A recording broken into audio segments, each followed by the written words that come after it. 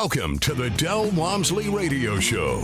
Listen and grow as Del questions the status quo, encourages you to think differently, and empowers you to make a better life. Get ready as Del challenges core beliefs, seeks the truth, and reveals the roadmap to the lifestyle you really want.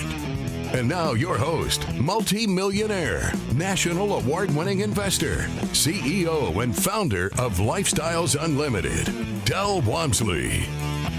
Welcome to the Del Walmsley Radio Show, where the hype ends and the help begins. I'm your host, Del Walmsley, and as always, we're working on your financial freedom. Here with me today on Tell Del Tuesday is Mark Tully out of Southern California, I believe Huntington Beach. And Mark is recently retired, along with he is an ambassador for Southern California, so we've got a lot to talk about. Mark, welcome to the show. Thank you very much, Del. I had a big smile across my face while you were saying recently retired, because that's a great feeling. Yeah, I remember meeting you back when you still were working and, truly involved in what we were doing, but it's great to hear you talk on the other side of that line for a difference. Let's do this. You've been on before, but whole new people listen to us every time we go on the air. So why don't you share a little bit about your background?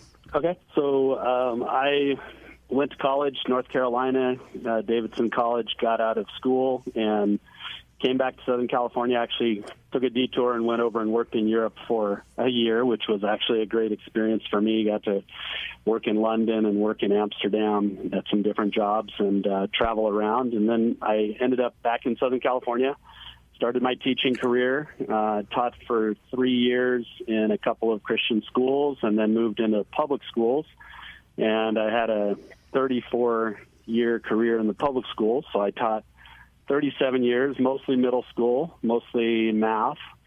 And along the way, I was reading and trying to learn about passive income and ended up coming across Lifestyles Unlimited. I'm curious because I've got 3 direct family members, 2 uncles and a great uncle that all are professors in colleges and have been either professors and or administrators of colleges. So they've all got pensions, and they're very enamored by those pensions. They really feel like that's the way to go, and obviously it did them well, so I'm not putting it down. But I'm just like, why, if you've been a teacher for 30 years, there's obviously got to be a pension tied in there somewhere. What made you think you needed to extend that payday with a retirement plan? Well, I do have a pension, and I think if I'm correct, it's somewhere around maybe 2/3 is what I get of what I earned in my last few years of teaching. And so I look at my pension and I say, well, my pension is nice, and there are a lot of jobs that don't have a pension, but if I retired on my pension, I would have a lower standard of living than I had when I was teaching. And I would also be, wondering, do I have enough money to go on this trip? Do I have enough money? My kids are about to go into college. Do I have enough money to send them to school? And, a lot of those kind of things. And so I think that, I realized that if I learn through Lifestyles Unlimited how to invest and how to grow my money, then I would, get to the point where, I would have my money continuing to grow and sort of get into an asset snowball where I've heard you talk about, you say I make more every year than I made the year before. And I wanted to make sure that I didn't retire until I got to the point where I felt like my investments were going to continue to grow on their own. And if anything, I would be in a better position next year than I am this year. Very good point. And I'm glad you picked that up from the conversations out there, because it's something most people don't understand, is that they think that the second you retire that your income's stagnant or goes down. And that just doesn't have to happen. So let's go back here to when you first heard about us. How did you hear about Lifestyles Unlimited, and how did you get to the first meeting? I think I was searching online on iTunes and just looking for real estate podcasts. I had started reading a lot of books when I was teaching, early on. I read Rich Dad, Poor Dad. I read The Richest Man in Babylon and Multiple Streams of Income and those kind of books, a lot of real estate books. And I was just wanting to learn more about real estate. And so I stumbled upon Lifestyles Unlimited one day and downloaded the podcasts and started to listen to them. And it just made a lot of sense, and I was excited to find it. And, so I just continued to listen, and eventually joined in 2013 as an FFP member at the basic level, and took the 2-day online and, went from there. So when you went to the 2-day and taking it online, it's not as exciting, I would say, as taking it live, but you do get the information. What aha moments did you have, being that you're in, teaching math? You obviously have an analytical structure behind your thought process. What aha moments did you run into?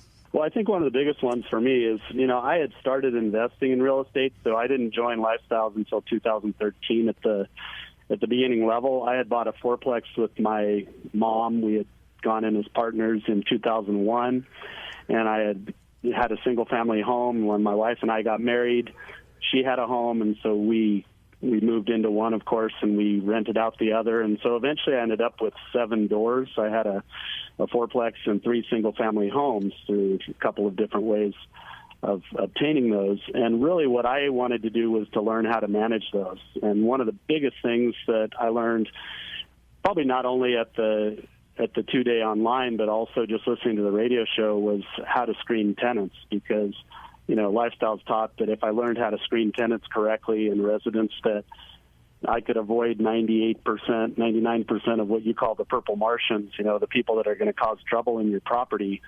And, over the years, I did a pretty good job after learning about that. I did have one before I learned about that I didn't do so well and caused me some headaches. And so I think just learning how to run what I was already doing was my main impetus for getting into the 2-day and just learning about that. Since you came in to learn how to do single-family housing, what prompted you to decide to look into multifamily, which you started doing right after that? Yeah, so I think I continued to listen to the podcast. I always liked to listen to them, and a lot of the guests you had on were either lead investors or maybe some of the passives. And, I started hearing about some of the returns that people were getting on these multifamily communities. And, my properties out in California weren't cash flowing much at all. I mean, I didn't have to put any of my own money in them. They were self-sustaining properties, and they were growing in appreciation.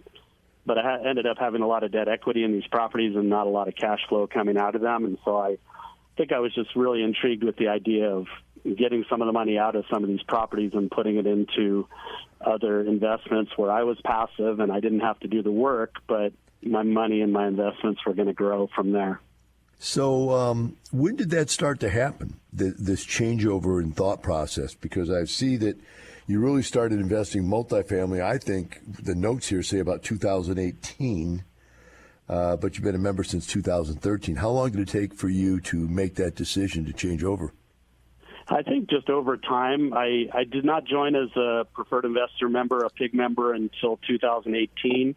I came out to Palm Springs, and I don't know if you remember that trip back then, but you came out for a Meet Dell event, and then a month later I brought my wife back to hear Brian Sifford do the 2-day in Palm Springs, and that was the first time that I had ever actually had sort of hands-on experience with Lifestyles. Other than that, it had all been, because I was in California, it had all just been through the podcast. And so just to get a hands-on approach, and I met Steve Anderson when I came out here, who was, I think, already one of your first ambassadors at the time. And so he and I, he was the first person that I ever met that was actually in multifamily deals and so on. And so I think it was just over a course of time, I decided after hearing people on the podcast that something I wanted to look into. So when you decided to do that, how did you decide you were going to take that approach? Did you take the money out of the single-family rentals that you already had? Did you take the money out of some other savings you had? How did you approach that?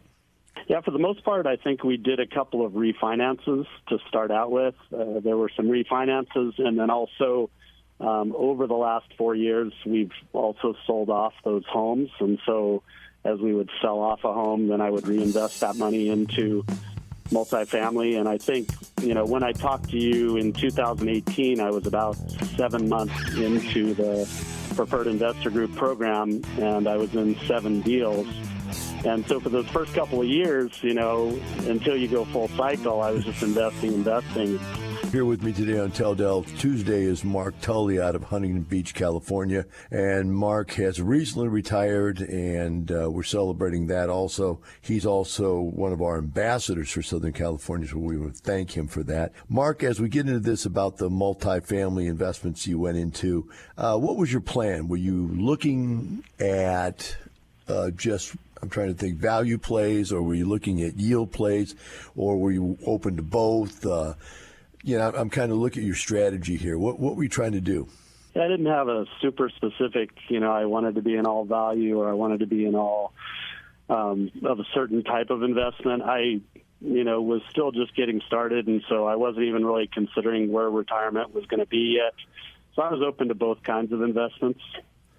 I noticed that as I was looking through your portfolio that you have, whether consciously or not consciously, gotten into deals with the bigger name people in our group. And I don't know if that's good or if that's bad. I'm not making a judgment call on that, but I'm saying these are the well-known people. Was that something that you did on purpose, or is it just so happened you lucked into being with all these big name guys? I think, some of them I had heard on your show, and so I was excited to meet them when I came to the expo. Sometimes I would try to track those leads down and get to know them a little bit. And so, if I heard somebody had returned 100% or more 10 or 12 times, which I did on the show once or twice, then I would look and try to find those people. So I would say yes, I did sort of, go toward the bigger names. How about location diversification? Did you try to spread it out at all? Yeah, I started most everything at the beginning was in Texas, and then I felt like I was getting, with lifestyle spreading around the country, I wanted to diversify and get into some other areas.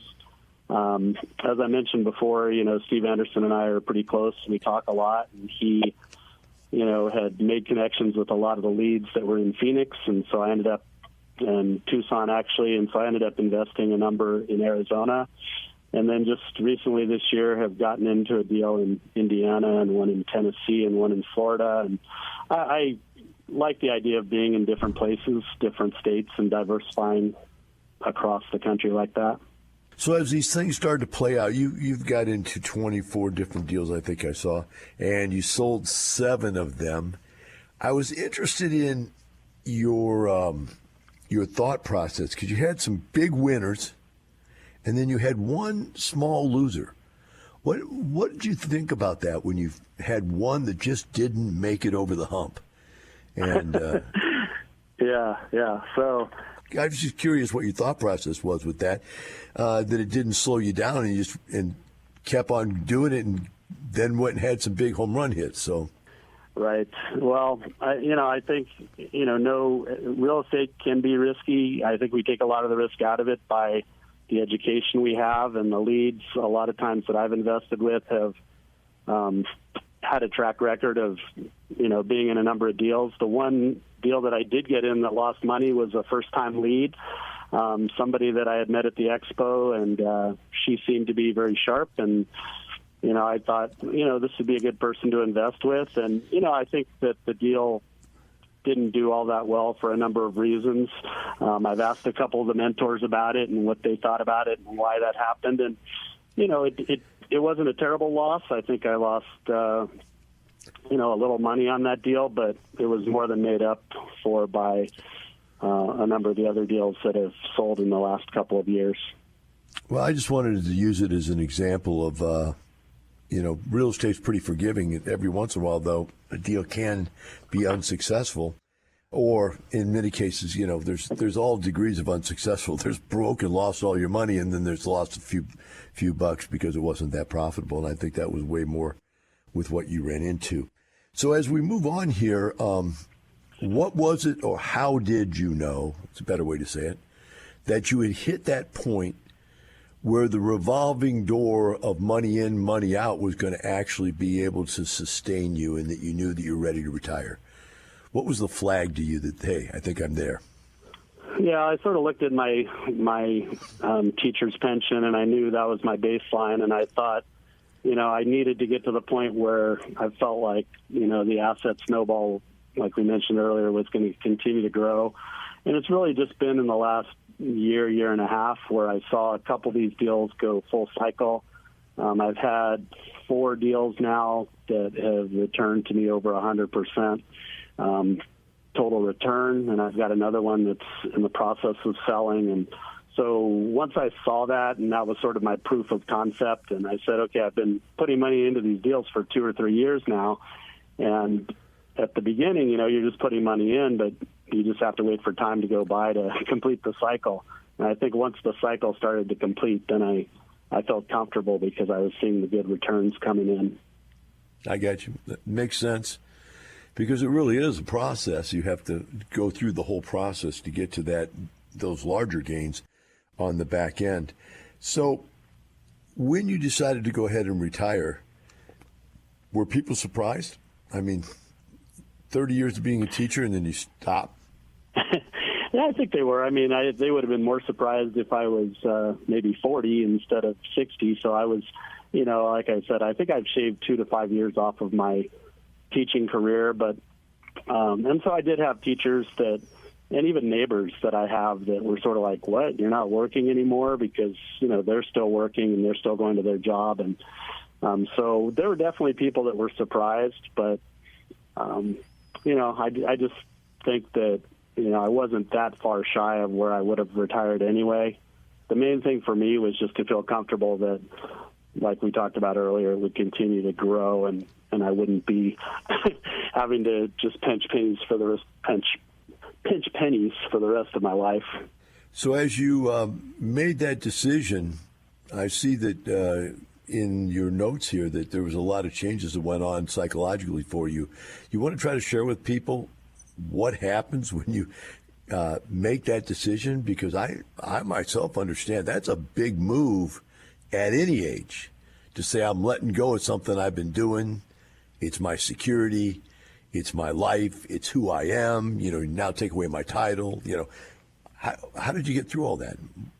What changes? I'm still in the process, to tell you the truth. I mean, I usually had summers off anyway as a teacher, and school has been back in maybe a month and a half. And so in some ways, I don't know if I've fully understood that, I'm not going back to work. I look at the clock every now and then, and I think if I was teaching, I'd be in third period right now. But, so I've had advice from a couple of people, don't overschedule your time right away, because some people go from working and then they go out and start volunteering, and, pretty soon their schedule's full again. And I tell you the truth, I've had a number of days where I didn't do a whole lot except for realize that I didn't have to do a whole lot. I've got hobbies and I've got different things, and my kids are both in high school. Let's take a break on that one right there, and when we come back, we'll talk more about how you're adapting to this new position in life.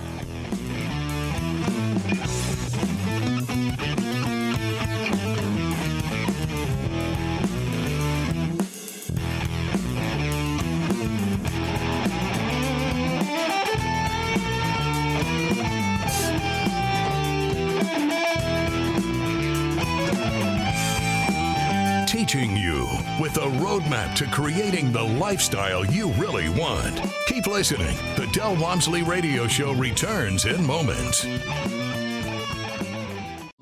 The rich get richer and the poor get poorer, not because that's the way it's set up, but because of the knowledge. When put into action, knowledge is power. At Lifestyles Unlimited, we empower you to live the lifestyle of your dreams through passive real estate income. For over 30 years, our successful members share their knowledge through case studies, classes, and mentoring. Tap into the knowledge. Attend a free workshop online. Register now at lifestylesunlimitedworkshop.com. Welcome back to the Del Walmsley Radio Show. And by the way, if you have any questions or comments about today's show or any other show, remember, you can always reach me at AskDel@LUINC.com. That's AskDel@LUINC.com. Mark, as we went to break, we were just getting into what it's like to be newly retired.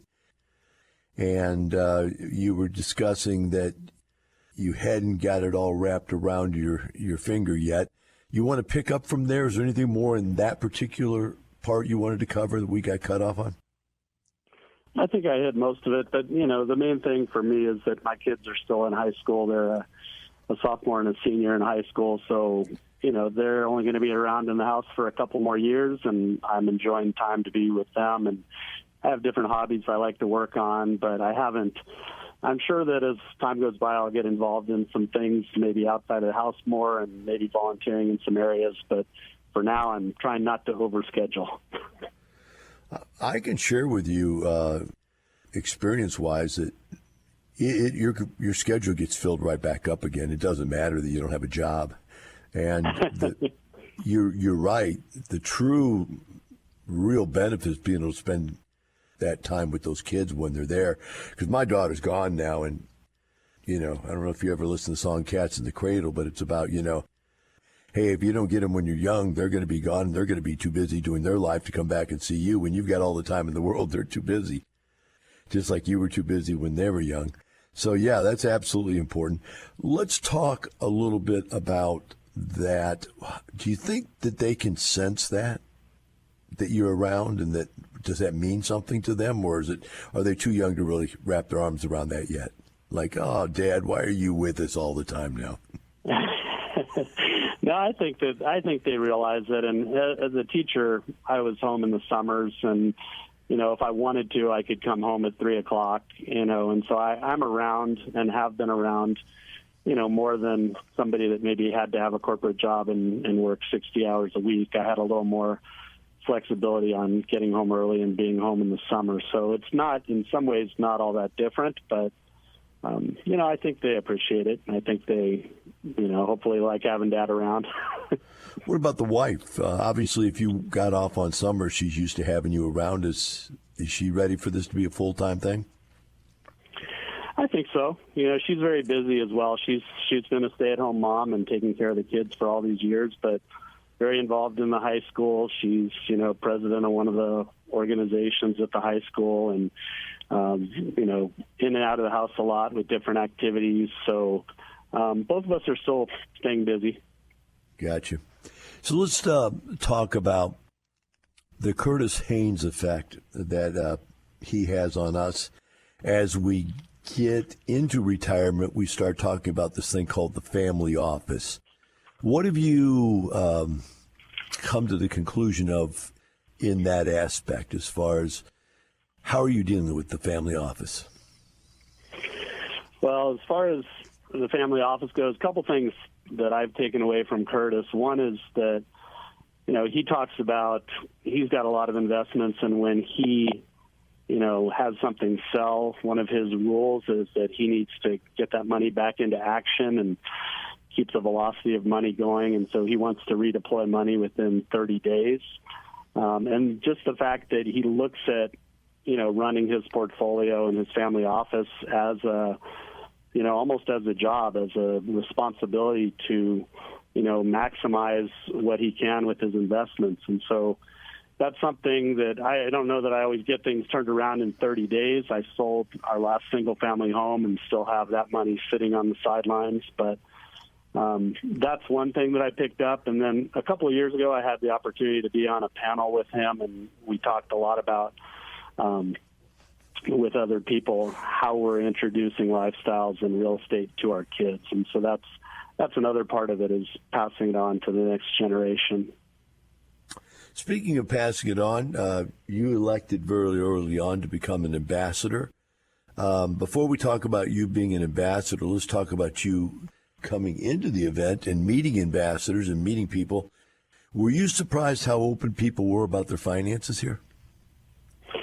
Definitely. I mean, one of the things that's so great is when you go to Lifestyles, and as a California member, it was maybe some ambassador events that we had or going to the expo, but you always have the sense that everybody's for you and working with you, and you're not competing against each other, and they're willing to share what leads, have been successful for them. And so the environment, the culture that's been created in Lifestyles is just, it's an incredible group of people. So I always wondered if you could ever foresee, as the creator of Lifestyles, where you would be now with 40 to 50,000 people around the country that are supporting each other and helping each other grow like this.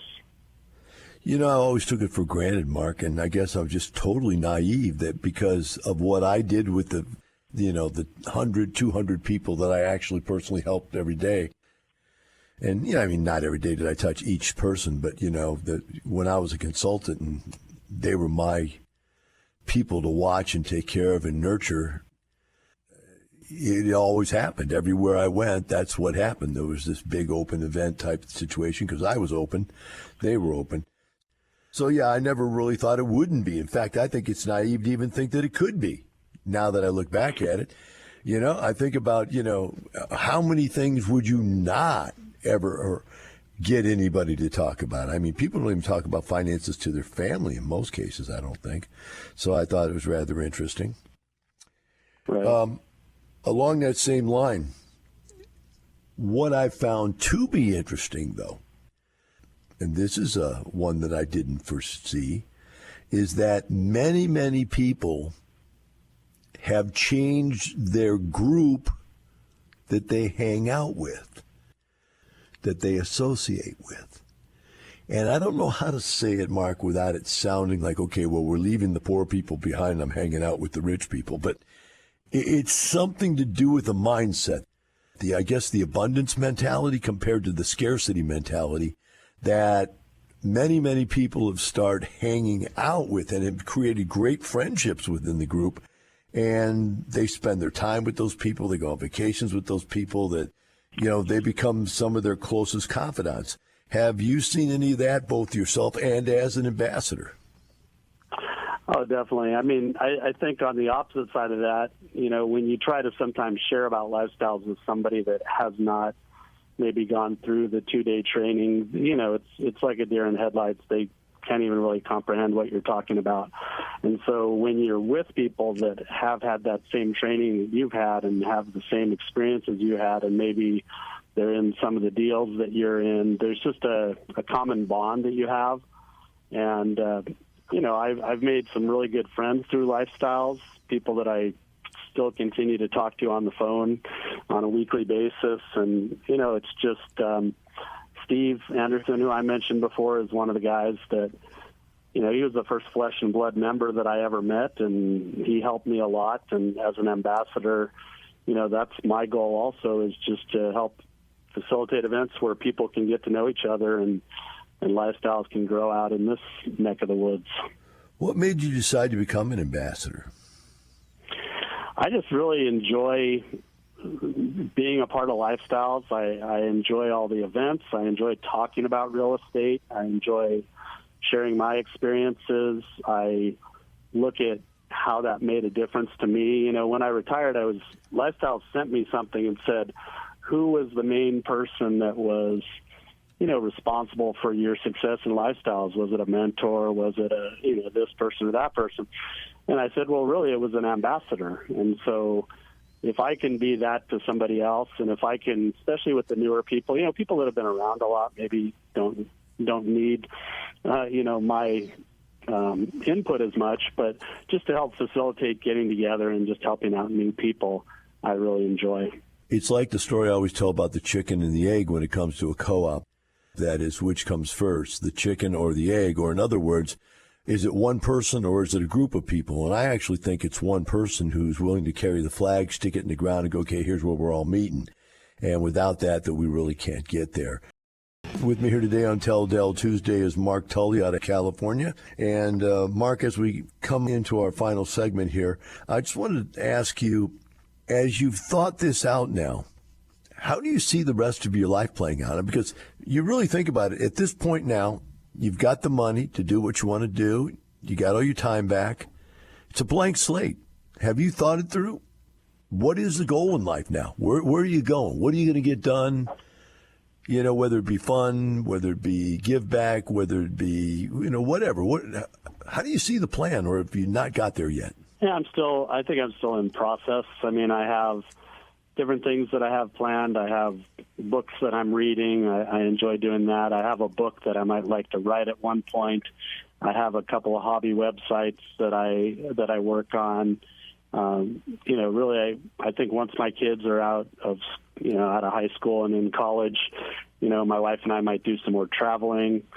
So I have lots of ideas of what I want to do, but and I'm sure I'll probably get involved in some organizations, maybe do some volunteering, some work with my church and different things like that. But nothing's hard and fast yet because I'm still in the very beginning of it and don't want to, like I talked about earlier, overschedule and overcommit too early. Have you thought about how important hobbies are?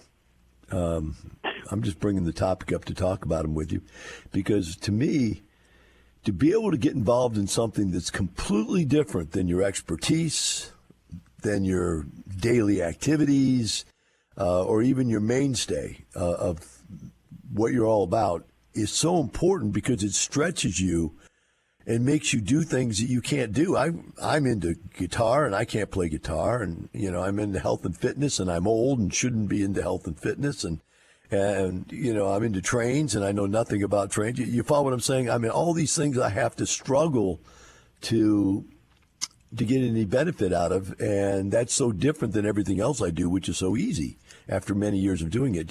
Have you thought about that and what kinds of hobbies you want to stretch in? Well, one of the things that I really enjoy basketball and Hall of Fame basketball, so I've created a website. I write, portfolio, or I write little snippets about each of the Hall of Fame basketball players. My son and I went to Springfield for the Hall of Fame induction when Kobe Bryant went into the Hall of Fame. And so that's one of the things that I've done. I've got like a 200-page website, and I work on that continually, and really haven't done that, though, for a while. So that website's something that I enjoy a lot and want to take that out and expand that and get more involved in that. But like I said, anything to keep you growing, keep you learning. I like to read. Sometimes they talk about people out of college don't read nonfiction books, and I love reading nonfiction books because I like to continue to learn. Yeah, that's a good point. What about fitness? You talked about fitness. How do you see 60 years old and older staying fit? Yeah, I definitely don't have an excuse anymore for not having the time to get fit and to eat right. So, a couple of years ago, I really did get probably in the best shape and eating right that I had been in a while, and have let that slip a little. So that's definitely on my goal list. I mean, I think as I get older, what's the use in doing all this and retiring early if I eat and don't work out and put my body in such a place that, I'm only going to live 5 more years and, not have a good quality of life. So fitness is definitely something that's on the top of my list as far as just I feel like it's my responsibility to myself and my family to, get that area, more disciplined than it is and has been when I was working. Yeah, you look fit when I saw you, so I don't know. You said you got out of shape since then, but you look great when I saw you. Let's talk about what would you say to someone who's thinking about this now? I know you're an ambassador, so you've got to touch a lot of brand new people. What do you say to somebody that's sitting out there on the couch and is a skeptic? Do you have something that you say to those types of people going like, I don't believe this. It's just... Is this, like one of those midnight madness things, or something for nothing, or a multi-level marketing thing? Or how do you overcome that as an ambassador?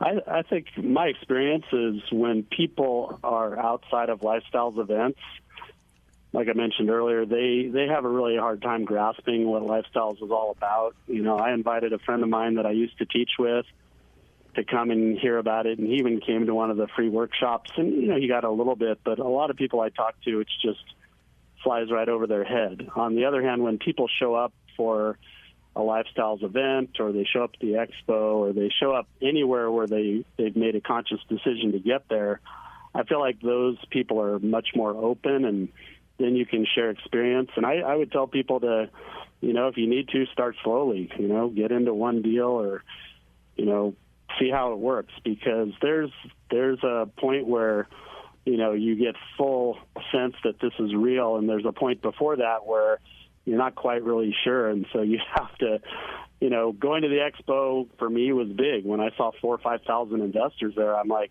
this is real. Hard to fake 4,000 or 5,000, huh?